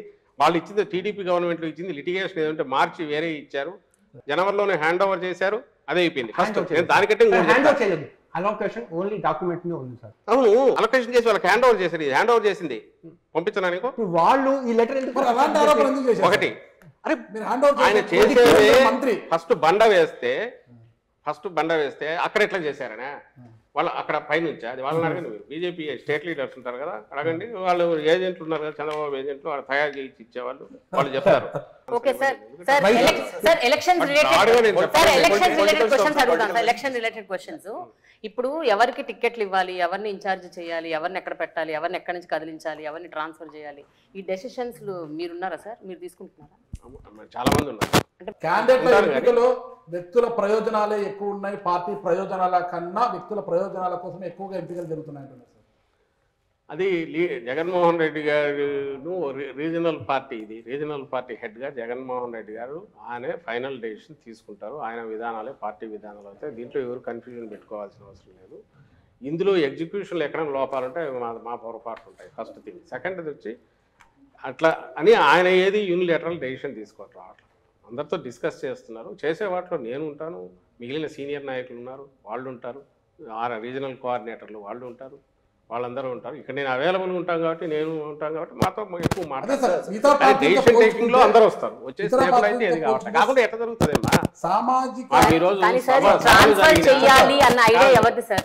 ట్రాన్స్ఫర్స్ చేయాలి అన్న ఐడియా ఎవరు? ఈరోజు గంటా శ్రీనివాసరావు ఆయన చీపురుపల్లి ఇవ్వమంటున్నా అంట చంద్రబాబు నాయుడు. లాస్ట్ టైం అక్కడ నుంచి సార్ 1 or 2 ర్యాండమ్ ఉదయం సార్, మీరు మొత్తం చాలా మంది చేస్తున్నారు. ఇక్కడ అంటే ఇక్కడ చెల్లని రూపాయలు అక్కడ చెల్లిస్తాము అని తీసుకున్న నిర్ణయం ఎవరిది అంటారు సార్? కాదు, ఇప్పుడు ఇక్కడ చెల్లని అక్కడ చెల్లిస్తామని ఎట్లా చేశారని క్వశ్చన్ చేసింది ఎవరి దగ్గర నుంచి ఫస్ట్ వచ్చింది? మీరు ఎవరి దగ్గర నుంచి విని అడుగుతున్నారనేది మీకు తెలుసు, నాకు తెలుసు. ఇక్కడ పనికిరాని చెత్త అక్కడ ఎట్లా పనికి వస్తుంది అని చంద్రబాబు నాయుడు ఆయన కొడుకు ఇంకోరు అన్నప్పుడు వాళ్ళకు వేసిండాల్సింది క్వశ్చన్. లాస్ట్ టైం మీరు అక్కడ నుంచి ఆమెను పాయకరావుపేట నుంచి అక్కడికి తెచ్చినప్పుడు, లేక అక్కడ నుంచి జవహర్ అనే ఆయన ఇక్కడికి తెచ్చినప్పుడు, లేదా ఇప్పుడు మార్పులు జరిగినా ఇప్పుడు మన పార్టీ విధానాలే చూద్దాం. ఇక్కడ మాకు విధానం అల్టిమేట్లీ ఎలక్షన్స్ లో ఎలక్షన్ టీం ఎట్లుంది, ఫైనలీ ఎంటైర్ టీం పర్ఫెక్ట్గా ఉందా లేదా అనేది లీడరు మిగిలిన లీడర్లతో చర్చించి పార్టీ తీసుకుంటుంది. అది ఆ పార్టీ ప్రెరాగేటివ్. ఒకటే జాబితాలో వాళ్ళు 99 సార్, 94 జనసేన 5 సార్. అర్థం కావట్లా. మేము అనౌన్స్ చేసే టైం వాళ్ళు మొదలు పెట్టలా. ఏం మార్చి 15 మేము 2019 ఒకేసారి మొత్తం అనౌన్స్ చేసాము. ఎలక్షన్లు ఎప్పుడు 10 నెలలు కూడా లేవు. మరి ఆ రోజు ఎందుకు ఒకేసారి అనౌన్స్ చేశారంటే మా కాన్ఫిడెన్స్ తో మేము చేసాం. ఈ రోజు మేము చేసినప్పుడు వాళ్ళు చేయలేదు. సిద్ధంగా ఎవరు అంటే సీట్ లెక్క పెట్టుకుంటారా? అది 175 మేము సిద్ధం. మేమైతే మార్చలేదో వాళ్ళు ఉన్నట్టు, ఎవరైతే మార్చట్లేదో వాళ్ళు ఉన్నట్టు, మార్చిన చోట మారుతుంటారు. నా క్వశ్చన్ అదే సార్. ఇప్పుడు ఇచ్చిన కొత్త ఇన్ఛార్జ్ అంతా క్యాండిడేట్స్ ఎవరు? ఇప్పుడు మీరు ప్రకటించిన కొత్త ఇన్ఛార్జ్ అందరూ క్యాండిడేట్స్. కొత్త లిస్ట్ మారిన వాళ్ళు క్యాండిడేట్స్. ఇప్పుడు మారిన వాళ్ళు ఎవరున్నారో వీళ్ళు క్యాండిడేట్స్ అవుతారు. సిట్టింగ్ సిట్టింగ్ ఎవరున్నారో వాళ్ళు ఉంటారు. వీళ్ళలో ఏమైనా చేంజెస్ ఉంటే మాకు వెళ్ళాక వస్తాయి. కానీ ఫైనల్ దీనికైతే ఓ లిస్ట్ అయితే ఫైనల్ గా అనౌన్స్ చేస్తాం. ఫైనల్ లిస్ట్ టోటల్ గా 175 అనౌన్స్ చేస్తాం. అన్ని చేంజెస్ ఉండవు కాబట్టి, ఉండని కూడా అనౌన్స్ చేయాలి కాబట్టి ఫైనల్ గా లిస్ట్ అనౌన్స్ చేస్తాం. సజ్జల రామకృష్ణారెడ్డి గారు అంటే వైఎస్ఆర్ కాంగ్రెస్ పార్టీలో ట్రబుల్ షూటరా, ట్రబుల్ మేకరా? గవర్నమెంట్ లో అడ్వైజర్ అనేది నాకు సంబంధించిన కొంచెం ఫ్లెక్సిబిలిటీ కోసము విధానాల పరంగా ఎక్కడైనా చర్చలు జరిగినప్పుడు పార్టిసిపేట్ చేయడానికో గవర్నమెంట్ లెవెల్లో ఇది కావడానికి పనికొస్తుంది తప్ప దీనివల్ల కిరీటం ఏం కాదు. పార్టీ ప్రధాన కార్యదర్శి జగన్మోహన్ రెడ్డి గారికి ఉన్న పేరు ఏంటంటే ఇప్పటి వరకు ఆయన నమ్ముకున్న వాళ్ళని వదులుకోడు, అట్లా స్టిక్ ఆన్ చేసి పట్టుకొని ఉంటారు అని. కాపు రామచంద్రారెడ్డి గారు ఆయన పార్టీ పెట్టినప్పటి నుంచి ఉన్నారు. ఆళ్ళ రామకృష్ణారెడ్డి గారు ఇంకా చాలా పేర్లు చెప్పగలరు. అటువంటి వాళ్ళు పార్టీని వదిలేసిపోతున్నారు అంటే ఎక్కడో కోఆర్డినేషన్, కమ్యూనికేషన్ మిస్ అవుతుంది ఆ పార్టీలో. అటువంటి వాళ్ళు కూడా పార్టీని వదిలేసిపోతున్నారు అంటే మీలాంటి వాళ్ళు పక్కన ఉన్న వాళ్ళు కమ్యూనికేట్ చేయడంలో, కోఆర్డినేట్ చేయడంలో ఫెయిల్ అవుతున్నారా? జగన్మోహన్ రెడ్డి గారు ఎవరిని వదులుకోవట్లా. వాళ్ళకున్న ఆవేదన, వాళ్ళకు వచ్చిన ఆవేశం వల్ల వాళ్ళకు వచ్చింది అధికార పార్టీ వదిలేసి జగన్మోహన్ రెడ్డి గారి దగ్గరికి వచ్చిన వాళ్ళు. అవును, వాళ్ళు కూడా అధికారంలో ఉన్నప్పుడు పోతున్నారు అంటే ఎక్కడో మీరు వాళ్ళు రిజెక్ట్ చేయట్లే కదా. మీరు అడిగిన క్వశ్చన్లోనే ఏ బేసిస్ మీద మనం సెలెక్ట్ చేస్తున్నాం అన్నప్పుడు అవకాశాలు పార్టీ అల్టిమేట్ గెలవాలా, గెలిచి అధికారంలోకి మళ్ళీ రావాలా, కంఫర్టబుల్గా రావాలా, బ్రహ్మాండమైన మెజారిటీతో రావాలా. ఏ పార్టీ అయినా కోరుకుంటుంది. అధికారంలోకి రావాలని కోరుకోవడం తప్పు కాదు కదా. మార్చడం కాదు, బట్ నేనేమంటున్నా లాయల్ గా ఉన్న వాళ్ళని కన్విన్స్ చేసి స్టిక్ ఆన్ చేసి పెట్టుకోలేకపోతున్నారు. పార్టీలో ఉండొచ్చు కదా, పార్టీలో ఉండొచ్చు, కన్విన్స్ చేస్తున్నారు. అది వ్యక్తిగతం. ఇప్పుడు అది చాలా మంది కన్విన్స్ చేశారు. మీరు ఓవరాల్ పర్సెంటేజ్ చూస్తే మా రిటెన్షన్ దీన్ని చూస్తే 80% 90% ఉంది. 10% ఎక్కడో ఇది కావచ్చు. వాళ్ళు కూడా ఎవరు మీరు గతంలో కూడా మీరు గమనిస్తే 23 మంది పార్టీ లాక్కున్నా, అంత అడ్డంగా వాళ్ళు కొని అడ్డగోలుగా డబ్బులు పే చేసి చంద్రబాబు నాయుడు లాక్కున్నా, నాకు తెలిసి చాలా తక్కువ మంది మాత్రమే విపరీతంగా బండలు వేశారు ఈయన మీద, జగన్మోహన్ రెడ్డి గారి మీద. మిగిలిన పెద్ద మాట్లాడాల. ఇప్పుడు అంతే. ఇప్పుడు ఎవరు నెగిటివ్ పెద్ద మాట్లాడాల. బయటకు పోయిన వాళ్ళు కూడా ఉన్న వాళ్ళను ఉంచుకోగలిగాం మెజారిటీ 80%. దేనివల్ల అంటే నాయకుడి మీద నమ్మకం. ఇక్కడ చిన్న డౌట్ అండి దీంట్లో, అభ్యర్థుల పరంగా అంటే సాధారణంగా ఎవరైనా సరే ప్రతిపక్షంలో ఉన్నప్పుడు ప్రయోగాలు చేస్తారు. మీరు అధికారంలోకి వచ్చిన తర్వాత ఇప్పుడు ప్రయోగాలు చేస్తున్నారు. బీసీలకి ఓసీ సీట్లు ఇవ్వటము. ఇప్పుడు ఏదైతే జగన్మోహన్ రెడ్డి గారు చేస్తున్నారో, మీరు అధికారంలోకి వచ్చిన డే 1 నుంచి లేదా అంతకుముందు నుంచి అనౌన్స్ చేసిన దగ్గర నుంచి కంటిన్యూటీ ఉంది. ఏది ఐసోలేటెడ్గా రాలా. బీసీ డిక్లరేషన్ అని చేసినా, ఆ రోజు సీట్లు పెంచాలని చూసినా, ఆ తర్వాత అధికారంలోకి వచ్చిన రోజు నుంచి స్టెప్స్ వేసుకుంటూ పోయింది చూసినా, చట్టం చేసి నామినేటెడ్ పోస్టులో వీళ్ళకు 50% ఇవ్వాలని మహిళలను మర్చిపోయారు, మహిళలను పెట్టాలన్నా. ఇవన్నీ ఆయన ఏమనుకున్నారంటే నెక్స్ట్ 10 yearsకు this should become the rule of the land. అక్కడ అయిపోవాలి. ఏ పార్టీ అయినా they should be forced to implement all these అనే దాంతోనే పోతున్నారు. రెండో పాయింట్, వీటన్నిటి కల్మినేషన్ లేదా దాన్ని ఏమంటాం కొసరలాగా వచ్చేది ఏదైనా ఉంటే విజయం. ఎలక్షన్ల విజయం టార్గెట్గా అయితే ఆయన పనిచేయట్లా, డే 1 నుంచి పనిచేయట్లా. నేను చేసిన పనులు ఖచ్చితంగా జనం బ్లెస్సింగ్స్ ఇచ్చేట్టు చేస్తాయనే విశ్వాసం. ఎన్నికల ఓరియంటేషన్ అయితే ఇట్లా ఇవన్నీ ఎందుకు చేస్తాడు? ఆ రోజు నుంచి అవి చేసుకుంటూ పోయి ఇప్పుడు అందుకే మీకు తను సభల్లో మాట్లాడినా ఎక్కడ అడిగినా నేను చేసిన మీకు మంచి నేను చేసిన పనుల వల్ల మీకు మంచి జరిగి ఉంటుందని మీరు అనుకుంటేనే మీరు నాకు ఓటు వేయండి అంటున్నాడు. ఇది దీని అవుట్కమ్మే తప్ప ఇది ఓరియంటేషన్ టార్గెట్గా ఆయన పనులు చేస్తున్నాడు. అలా ఇవి ఓరియంటేషన్గా టార్గెట్గా పనులు చేస్తూ వస్తే అవి డిఫరెంట్గా ఉండేవి, మోర్ పొలిటికల్గా ఉండేవి. దా రకంగానే మీరు చూడాలి ఎక్స్పెరిమెంట్.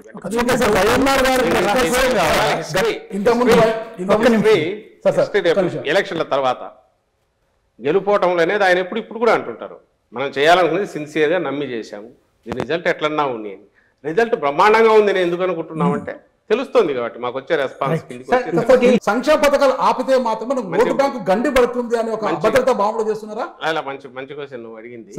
అది ఎప్పుడు వస్తుందంటే ఈ టోకెన్గా ఓన్లీ నేను ఇంతకుముందు అన్నట్టు అమ్మఒడి, రైతు భరోసా అవన్నీ ఇచ్చి చేతులు దులుపుకుంటే మీకు అందరికి ఇచ్చాను, దాన్ని పెంచవచ్చు కూడా కొంచెం చేసేస్తే అక్కడికి అయిపోతుంది. అంటే డోలౌట్స్ అంటాం, తాయిలాల్ లాగా. ఏదో లైక్ ఇప్పుడు గ్యాస్ సిలిండర్లో లేక బస్సులో ఫ్రీ ఇదో ఇలాంటివి అవి టెంపరీగా అప్పటికప్పుడు ఉపయోగపడేవి. అలాంటివి చేస్తే మీరు అనేది కావచ్చు. ఈయన కంటిన్యూటీ, నేను అమ్మఒడితో మిగిలినవన్నీ ఆయన చెప్పినవి కాదు. అమ్మఒడి ఒక్కటి ఇచ్చినందువల్ల ఎప్పుడైతే కుదరదు అనుకున్నాను. ఎందుకంటే ఆ పిల్లలు అక్కడికి పోతే ఆ స్కూల్కి పోలేరు, కాన్వెంట్కి పోతే కాస్ట్ ఎక్కువ. కాబట్టి మన స్కూల్లే రెడీ కావాలని చెప్పి 15,000 కోట్లు పెట్టాడు కదా, అక్కడ ఆయన విజన్ కనిపిస్తుంది. నాట్ వల్ల ఏదో అది ఊరికే సంక్షేమం అనేది కనుక కాదు. దాంతోపాటు వస్తున్న స్ట్రక్చర్స్ ఇవన్నీ లోకల్ వర్క్లో భాగం. ప్రతిదీ ఈ సంక్షేమం నుంచి ఫ్యామిలీ డెవలప్ అవుతుంది. ఫ్యామిలీ ఓరియంటెడ్గా ఏదైతే మనం చేస్తున్నాం సంక్షేమం, దాంతోపాటు సొసైటీ డెవలప్ అవుతుంది. పవన్ కళ్యాణ్ గారు బలవంతుడా బలహీనుడా? పవన్ కళ్యాణ్ బలవంతుడిగా చూస్తున్నారా బలహీనుడు? బలవంతుడు జనం చూడాలా, మాకేం బలవంతుడు కానప్పుడు అంత టార్గెట్ ఎందుకు చేస్తున్నారు? పవన్ చేస్తున్నాం చంద్రబాబుకు సంబంధించినంత వరకు ఆయన what ever he has the capacity ఉన్నది, తన అభిమానులు కావచ్చు లేదా తన మీద ఆశ పెట్టుకున్న ఆయన సామాజిక వర్గాల కావచ్చు, తనకేదో మా దగ్గర నుంచి ఒక టాప్ పొజిషన్ పోతాను వాళ్ళు కావచ్చు, ఆ క్లౌట్ ఏదైతే ఉందో విచ్ అర్లియర్ లాస్ట్ టైం నిలబడినప్పుడు కొన్ని కాన్స్టిట్యున్సీస్లో అక్కడక్కడ స్కాటర్ అయ్యి కనిపించిందో గోదావరి జిల్లాలో అక్కడ వాళ్ళకు సంబంధించి ఇవన్నీ గుత్తమొత్తంగా తీసుకెళ్ళి చంద్రబాబు నాయుడుకు అప్పచెప్పాలని చూస్తాడు. చంద్రబాబు నాయుడు దానివల్ల బెనిఫిట్ అవుతున్నారు కాబట్టి పాయింటెడ్గా చెప్తున్నాము. రెండవది ఏ క్వశ్చన్లో చెప్పాము, పవన్ కళ్యాణ్ గారు ఆబ్జెక్టివ్గానో ఇంకో రకంగానో విమర్శలు చేయట్లా. చంద్రబాబు నాయుడు ఏది ఇస్తే దాన్ని స్క్రిప్ట్ చదువుతున్నాడు ఒకటి. దానికి మించి కూడా అడుగులు వేసి ఆయన ఏ రోజు అధికారంలోకి రావాలనుకునే ఇది కానీ దాని తగినట్టు పార్టీ నిర్మాణం కానీ చేయకుండా నేను అధికారంలోకి వస్తే చేస్తానన్నప్పుడు ఎగతాళి చేస్తారు. ఇంకోటి అడుగుతున్నారు పొలిటికల్గా, అది తప్పకుండా హీ హాస్ టు ఫేస్. అసలు పొత్తుల కోసం ఇది ప్రయత్నం అనేది జగన్మోహన్ రెడ్డి గారు ఈ రోజు గారు మళ్ళీ కాదు రేపు కూడా చెప్తున్నా, ఆయన ఎప్పుడూ పొత్తుల కోసం అయితే ప్రయత్నం చేయరు. ఎందుకంటే ఆయన పాలసీ ఒక్కటే, ప్రజలకు మనం జవాబుదారీగా ఉండాలా, మన పార్టీ జవాబుదారీగా ఉండాలా. నలుగురితో పెట్టుకుంటే ఎవరి తరపున మనం వకాలు తప్పించుకుంటాము, జనానికి ఎట్లా చెప్తాము. అందువల్ల వాళ్ళు కూడా అట్లే చేయాలి ఆయన కోరిక. పవన్ కళ్యాణ్ గారు కూడా 175 సీట్లలో తన మనుషులను పెట్టి ఇన్ఛార్జీలను పెట్టి ఒక పార్టీగా ఎదిగి కంపీట్ చేసి పోటీ పడి రాగలిగితే మంచిదే. That would be healthy democracy అని. అట్లా కాకుండా అతుకులు వేసుకొని రావడం కరెక్ట్ కాదు. సార్ మీరు ఆనాటికి ఈనాటికి ఒకసారి పోల్చి చూస్తే how has the scenario change sir with respect to journalism and politics? ఈ మధ్య కాలంలో attacks on journalist, attacks on ఒక particular media house affiliated to one political party, ఇవన్నీ జరుగుతున్నాయి. So how do you look at the current scenario? మన తెలుగు దీనికి సంబంధించినంత వరకు రామోజీరావు గారు మొదలుపెట్టిన తర్వాతనే ట్రెండ్ అంతా మారిపోయింది. ఆయన వచ్చినాక చేస్తూ వచ్చారు. ఆయన వన్స్ ఈ స్టార్టెడ్ ఎంజాయింగ్ దాని మీడియా పవర్ ఎప్పుడైతే తెలుగుదేశం పార్టీ ఫ్లోట్ అయ్యాక టికెట్లు అక్కడ డిసైడ్ అయ్యాయో, స్పీచ్లు అక్కడ తయారవుతూ వచ్చాయో, పార్టీ అక్కడ నుంచి ఇది చేస్తూ వచ్చిందో అప్పుడు పవర్ అనేది తెలిసింది, మీడియా పవర్ అన్నమాట. ఆ తర్వాత ప్రతి ఒక్కరూ పెట్టడము అలాంటిది ఏదో దానికి ధీటుగా ఉన్నామనుకోవడం జరుగుతూ వచ్చింది. తర్వాత మీరు ఇంకా టెలివిజన్ రావడము, 24/7 ఛానల్స్ రావడం, ఇంత జరిగిన తర్వాత ఈరోజు మీడియా అనేది అక్కడ నుంచి దిగి ఇన్స్టిట్యూషన్ల దగ్గర నుంచి దిగి ఇండివిజువల్కి వచ్చింది. ఇప్పుడు individual he feels his opinion. ఒకప్పుడు ఎడిటోరియల్ కోసం చూసేవాళ్ళు, 2 రోజులు లేట్ అయినా ఏం రాస్తారో, ఎందుకంటే ఇన్ఫార్మ్డ్ ఒపీనియన్ అక్కడ నుంచి వచ్చేది. ఇప్పుడు యూ హ్యావ్ గూగుల్, వైడ్ ప్రపంచం అంతా మీ దగ్గరే ఉంది. కొడితే ఓ పేపర్లో వాళ్ళకేమొస్తుందో మీకు అదే వస్తుంది. యూ ఆర్ ఏబుల్ టు అనంతపురంలో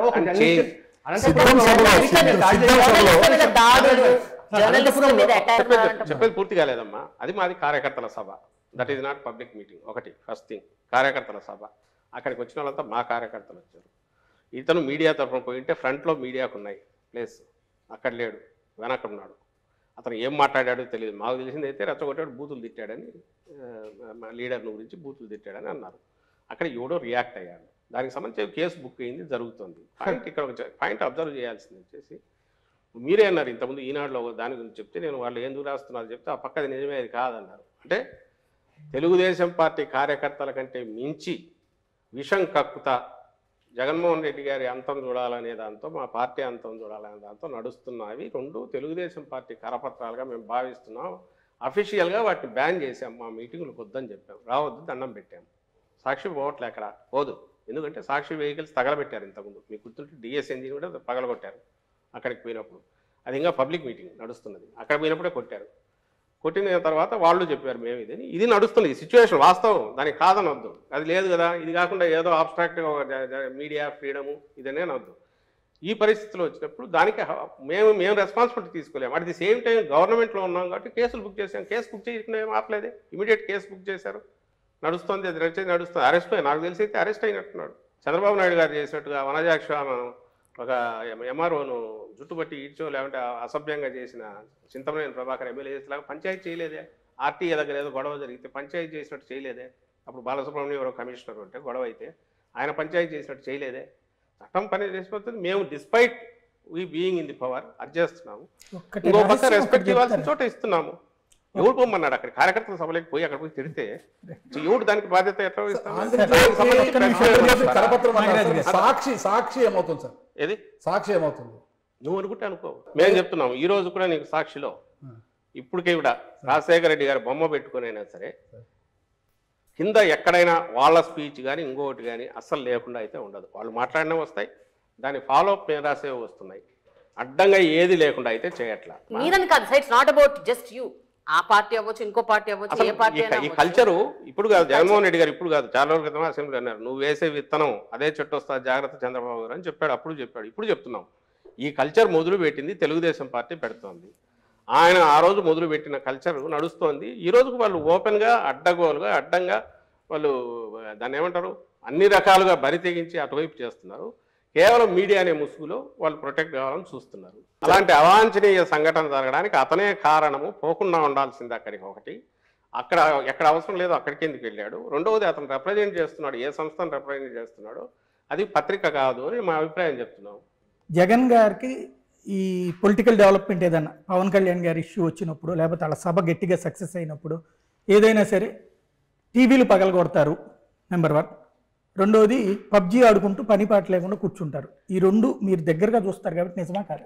అత్యంత చిల్లర చౌకబారు ఇది మాట్లాడుతున్నది లోకేష్, చిన్నోడు కాదు, నీచమైన అర్ధరాత్రి ఆత్మలతో మాట్లాడతారు. అతని స్థాయి ఎక్కడితో మీరే చెప్తున్నారు. ఎవరు చెప్తున్నారో చెప్తూ లోకేష్ అనే వ్యక్తి స్థాయి ఏది అనేది మీరే చెప్తున్నారు. ఇంకా అంతకంటే నీచమైన చౌకబారు ఇది ఏదైనా ఉంటుందని అయితే నేను అనుకోను. అంటే వాళ్ళ ఉక్రోషం ఏ స్థాయికి పోతుంది. ఇంకా ఎప్పుడంటే మీరు బూతులు ఎవరు తిడతారు తెలుసా? తిట్లకు ఎవరు లంఘించుకుంటాడు? ఏం చేతగానప్పుడు నిస్సహాయ స్థితిలో ఉంటాడు కదా, డెస్పరేట్, అప్పుడు బూతులు తిట్టుకుంటాడు. నోటికి వచ్చినట్టు సైకో అని మిగిలిన మాటలు ఇట్లాంటివి అంటారు. అందులో బాగా ఇవి వస్తుంటాయి. కొన్ని మీరు చూసిన జగన్మోహన్ రెడ్డి గారు మీరు చెప్పండి, లేదంటే ఇంకోరు చూసిన వాళ్ళు ఉన్నారు వాళ్ళు చెప్పండి. ఒక మనిషి ప్రైవేట్ లైఫ్లో ఎట్లుంటాడు అనేది పబ్లిక్ లైఫ్లో ఎక్కడో చోట కొంచెం కనపడక తప్పదు, రిఫ్లెక్ట్ అవుతుంది. నాకు తెలిసి ఇంతవరకు జగన్మోహన్ రెడ్డి గారు పబ్లిక్లో ఎక్కడా ఎవరి మీద విసుక్కొని కానీ ఇంకోటి కానీ చేయరు. ప్రైవేట్ దాంట్లో వాటికి సంబంధించి కూడా ఎందుకు డీసెంట్గా ఉంటారనేది మీరు ఎట్లా చెప్పగలంటే పబ్లిక్లో రిఫ్లెక్ట్ అయ్యేది. మహిళల మీద కానీ ఇంకోటి కానీ చిన్నపాటి ఇదైనా, లేదా చిన్నపిల్లల మీద కానీ పెద్దవాళ్ళ మీద కానీ ఇదైనా, లేదా ఫ్యామిలీ వాల్యూస్ భిన్నంగా ఎక్కడ జరిగినా ఇమ్మీడియట్ ఓపెన్లీ హీ కండెమ్స్. మీ దగ్గర అంటాడు, ప్రైవేట్ టాక్లో కూడా అంటాడు. సహించదు అసలు. జర్నలిస్ట్ మీద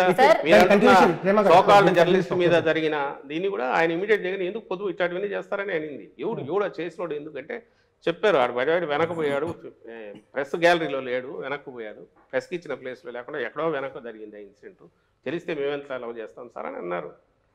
తను పొరపాటు ఎందుకు అదే ఆయన అజెండా కాదు, ఆ బేసిస్ మీద పోడు ఆయన, అది తన స్ట్రెంగ్త్ కాదు. అది తన స్ట్రెంగ్త్ అయితే ఇట్లాంటి ఇంకా క్రియేట్ చేస్తారు. అదే స్ట్రెంగ్త్ అనుకునేవాడు చంద్రబాబు నాయుడు. ఆయనకు ఏదైనా సీన్ క్రియేట్ కావాలా, దాని మీద వచ్చి హైప్ రావాలా, దాని నుంచి ఎట్లా ఎన్కాష్ చేసుకోవాలని ఆయన చూస్తాడు. డాక్టర్లు ఐఏఎస్లు ఆ పాలిటిక్స్లోకి వచ్చి చాలా హారిబుల్గా మాట్లాడుతున్నారు. Nasty language, filthy language, vulgar words, ఏది పడితే అది. అంటే they don't even think little bit when they are in the public space. All political parties.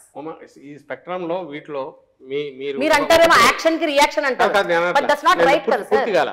ఒకప్పుడు మీకు బాగా అంటే మాకు గుర్తుండి మేము జర్నలిజం 80s వరకు కూడా కులం పేరు రాసేవాళ్ళు కాదు, ఒక సామాజిక వర్గం మతం పేరు రాసేవాళ్ళు కాదు. ఎందుకంటే that may cause lead to further. ఇది తర్వాత ఎందుకు మీడియా అట్లా మారింది? అడ్డంగా రాస్తున్నారుగా, కులాలకు లెక్క పెట్టి. ఎక్కడి నుంచి వస్తుంది ఇది? ఎక్కడ మొదలైంది ఎక్కడ అనేది చెప్పలేం, కానీ సమ్వేర్ ఇట్ స్టార్టెడ్ 90s తర్వాత మొదలవుతుంది. సీఏ నియంత్రణ అవసరం కదా సార్, ఎక్కడ వచ్చిన సీఏ నియంత్రణ అవసరం కదా దీనికి. ఇది ఇప్పుడు మీరు ఎట్లయితే వెల్ఫేర్ స్కీమ్స్ విషయంలో ఇప్పుడు మీరు ఎట్లయితే వెల్ఫేర్ స్కీమ్స్ విషయంలో ఒక సెల్ఫ్ అవేర్నెస్ తో ఒక డిఫరెంట్ రెవల్యూషనరీ తీసుకొచ్చారు, పాలిటిక్స్ లో ఎందుకు తీసుకురావట్లేదు? మీకు బ్లాంక్ దీని మీద సైన్ చేసి ఇస్తాను, మీరు కంపేర్ చేయండి. ఎక్కడ ఆరిజినేట్ అవుతుంది, ఎక్కడ దీనికి వచ్చింది అనేది ఒకటి. ఎంత పర్సెంటేజ్ ఆఫ్ మా దగ్గర నుంచి మాట్లాడేవాళ్ళు కానీ ఇంకొకరు కానీ అసహనం కానీ ఇంటాలరెన్స్ కానీ టోటల్ పర్సెంటేజ్ చూడండి. యాజ్ ఎ రీజనల్ పార్టీ మా దాంట్లో అక్కడ చూడండి, మీకు ఖచ్చితంగా మాది అతి తక్కువ ఉంటుంది. నేను ఖచ్చితంగా చెప్పగలను, తక్కువ ఉంటుంది, బ్యాలెన్స్డ్ ఇదే ఉంటుంది ఒకటి. సెకండ్ వచ్చి ఈరోజు జగన్మోహన్ రెడ్డి గారు ఏదైతే ఫిక్స్ చేసుకొని వచ్చారో ఈ సెట్ ఏ న్యూ రూల్స్ ఈ గేమ్కు, పాలిటిక్స్ అనేది న్యూ జనరేషన్ పాలిటిక్స్ మొదలయ్యాయి. నెక్స్ట్ 10 years తర్వాత ఇట్లా ఉంటుంది నేను అనుకోను. రీసెంట్ థింక్ వస్తుంది ఖచ్చితంగా వస్తుంది. ఎందుకంటే దీనివల్ల ఏమి ఉండదు, అక్కడక్కడక్కడ కొట్టుకుంటుంటారు తప్ప దానివల్ల అల్టిమేట్గా ప్రజలకు జరిగేది ఏమి ఉండదు. ప్రజల నుంచే ప్రెజర్ పెరుగుతుంది, పెరిగిన తర్వాత చేంజ్ అయితే వస్తుంది. అది ఖచ్చితంగా 5 years తర్వాత కనపడుతుంది. ఇందులో లీడ్ చేసే దాంట్లో జగన్మోహన్ రెడ్డి గారు ఈరోజు I'm proud to tell that convention అని బ్రేక్ చేసుకొని ఎట్లా 4 ఓట్లు ఎట్లా తెచ్చుకోవాలి, 4 సీట్లు ఎట్లా తెచ్చుకోవాలనేది కాకుండా మనం ఎంతకాలం ఉన్నా కూడా జనం గుండెల్లో ఏదైనా స్థానం సంపాదించుకోవడం ఎట్లా, మా పార్టీ 4 కాలాల పాటు ప్రజల మన్ననలు పొందేది ఎట్లా అనే లాంగ్ టర్మ్ ఇవి లార్జర్ పిక్చర్ చూసుకుంటూ దానికోసం టార్గెట్ చేసిన పార్టీగానే నడుపుతున్నాడు. కాబట్టి మీరు ఏ క్రైటీరియా తీసుకున్నా కళ్ళు మూసుకొని నేను చెప్పగలను, we will not be the first ఇలాంటి చెత్తా పనులు చేయడంలో, we will be the first మంచి పనులు చేయడంలో. థ్యాంక్ యూ వెరీ మచ్ అండి. ఇది పరిస్థితి. ఓవరాల్గా అయితే కనుక సజ్జల రామకృష్ణారెడ్డి గారు అయితే తన వైపు నుండి వాదన ఏంటో విన్నారు. అదే సందర్భంలో పార్టీకి సంబంధించిన మిగతా స్పందనలు ఎట్లుంటాయో భవిష్యత్తులో చూద్దాం.